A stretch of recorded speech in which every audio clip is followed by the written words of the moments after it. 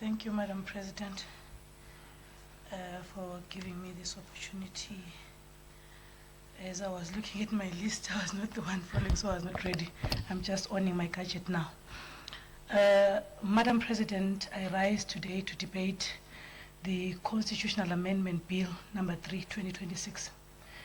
I do so fully aware, Madam President, that this debate cannot and should not be reduced to a simple question of yes or no. The bill is bigger than that. It is bigger than political parties represented in this House. It is bigger than the government of the day. It is bigger than opposition. It is bigger than individuals who occupy public office today. The bill will outlive all of us. Long after we have left these chambers, Madam President, long after today's political contests have faded into history, the constitutional choices we make today will continue to shape the Republic of Zimbabwe. That is why, Madam President, constitutional amendments demand a higher standard of scrutiny than just ordinary action. When we debate ordinary bills, we debate policy. When we debate constitutional amendments, we debate power itself. We debate who exercises power. We debate how power is acquired. We debate how power is restrained, and we debate how power is transferred. Most importantly, we debate how power is prevented from becoming greater than the Constitution itself. Madam President, Parliament's duty is not to make the work of the executive easy. We are here to hold the executive accountable. We are not extension of government. We are representatives of the people.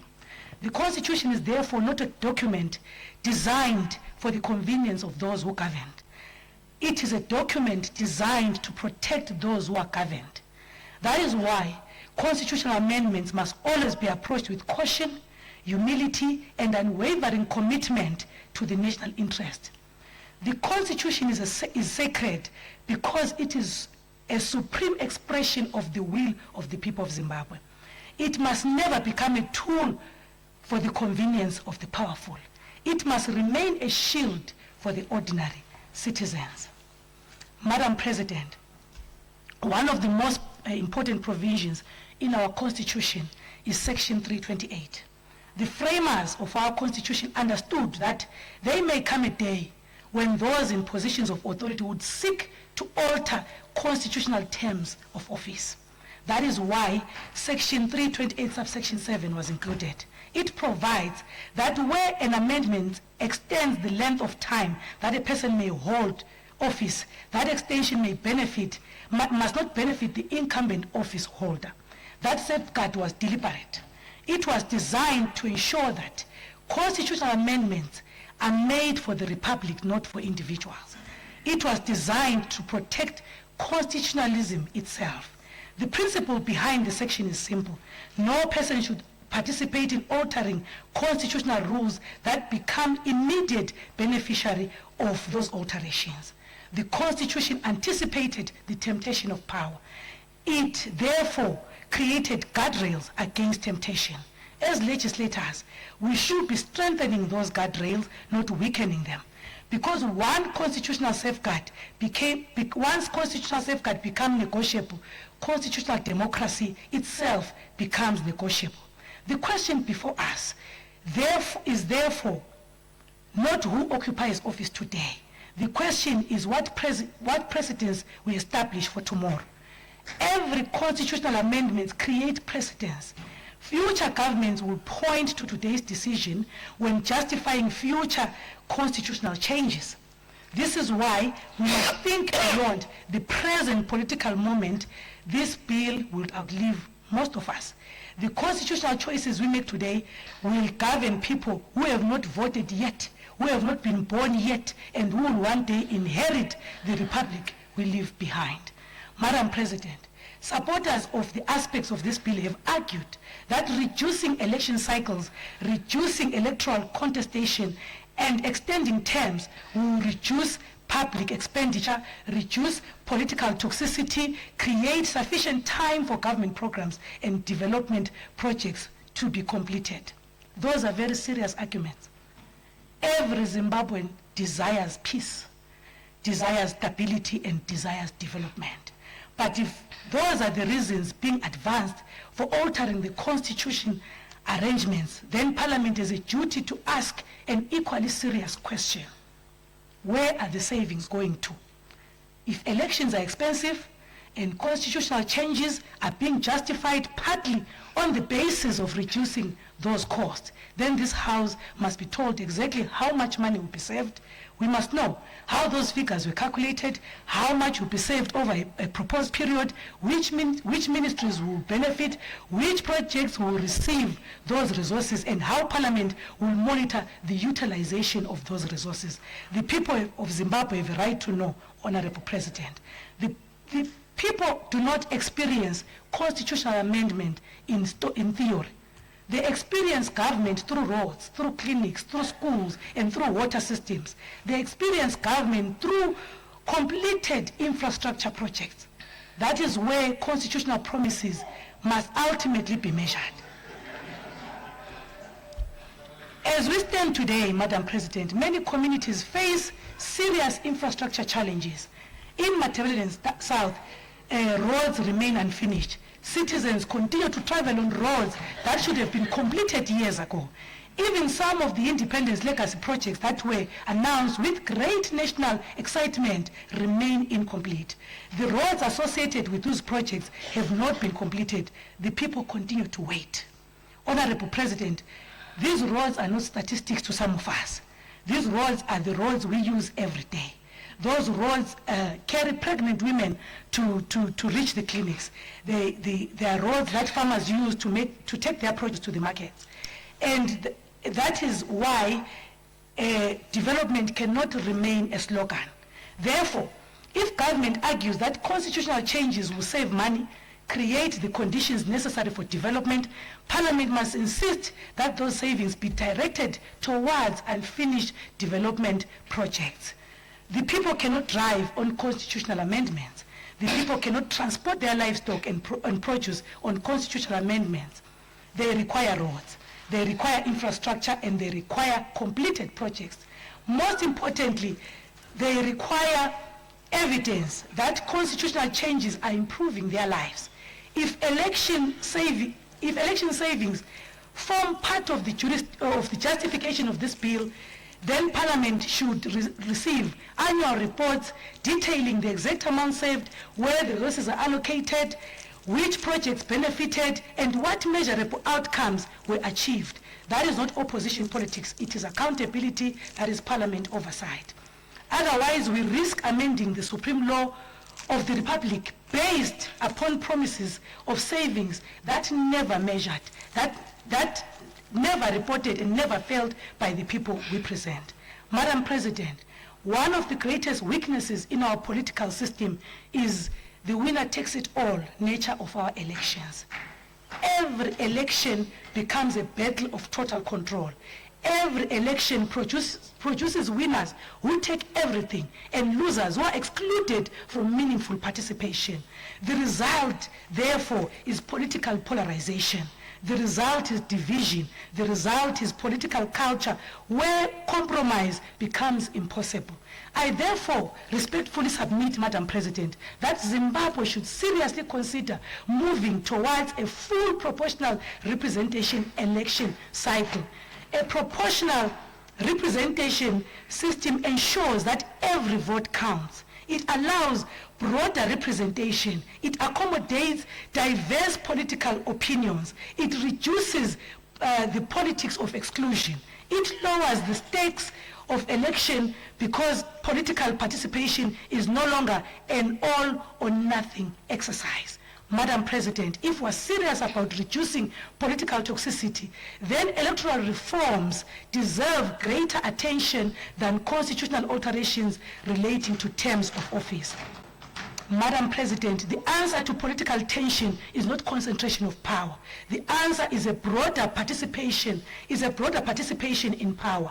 A full proportional representation system would ensure that Parliament reflects the diversity of views that exist within our nation. No citizen should feel that their vote has been wasted. No region should feel permanently excluded. No political opinion should be rendered irrelevant simply because it did not win a particular constituency. That is how mature democracies build consensus. That is how nations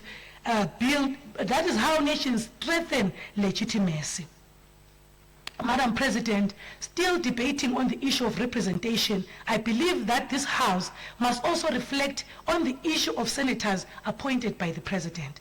The Constitution currently permits the appointment of senators. However, if appointments are to remain part of our constitutional architecture, then those appointments should strengthen democratic representation rather than distort it. The spirit of proportional representation is what the composition of Parliament should, as far as possible, reflect the will expressed by voters.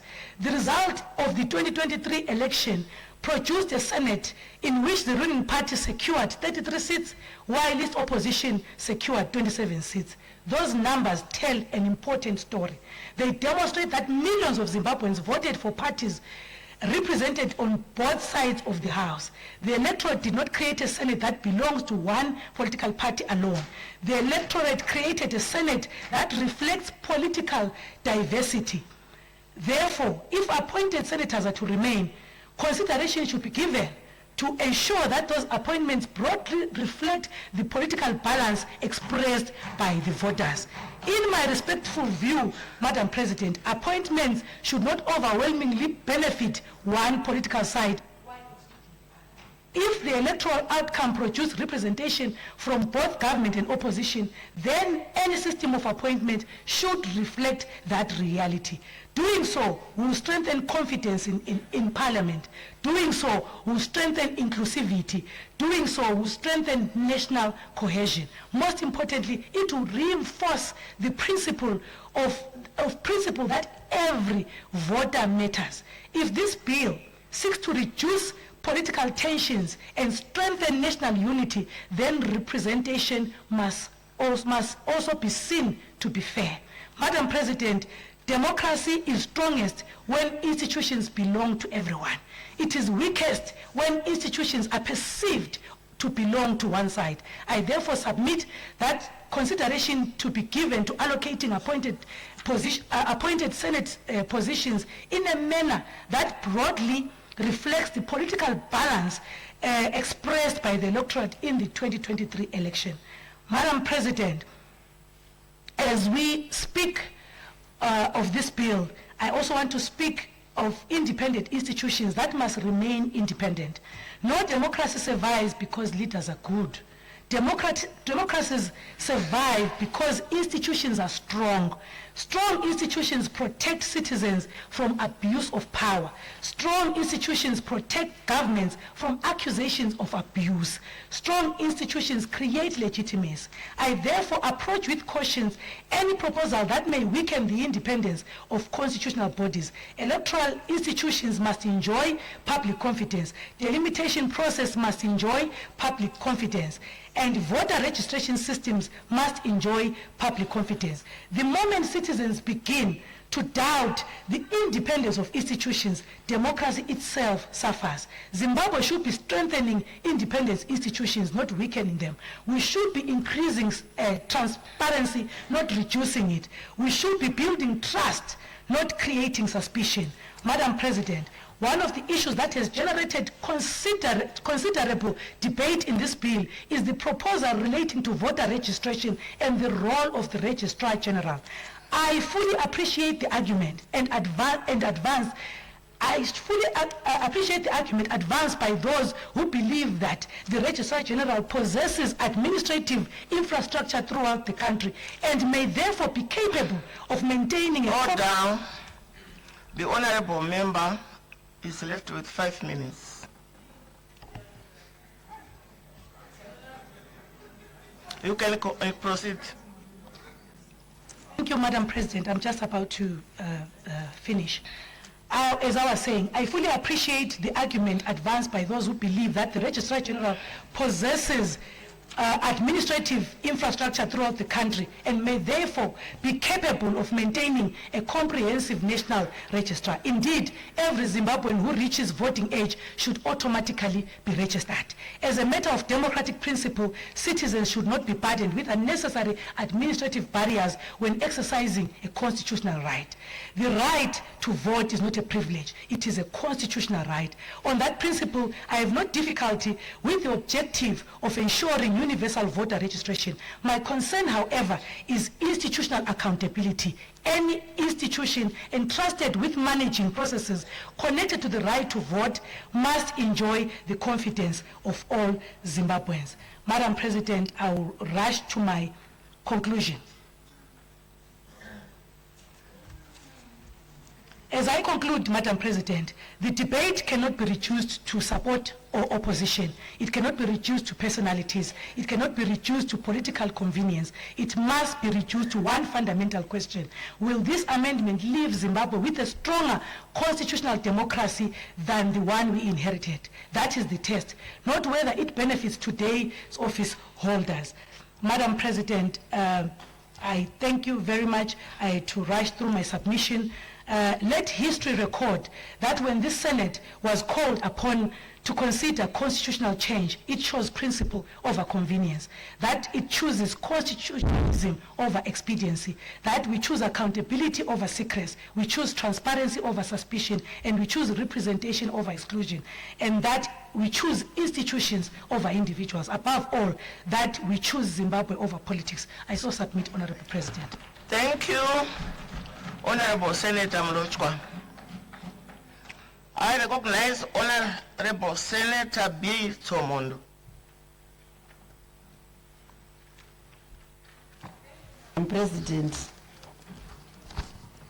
Madam President, before I proceed with my contributions, I wish to express my appreciation to the Honorable Minister of Justice, Legal and Parliamentary Affairs, Honorable Minister Ziyambi, for bringing this Constitutional Amendment Bill number 3 before this August House. I commend the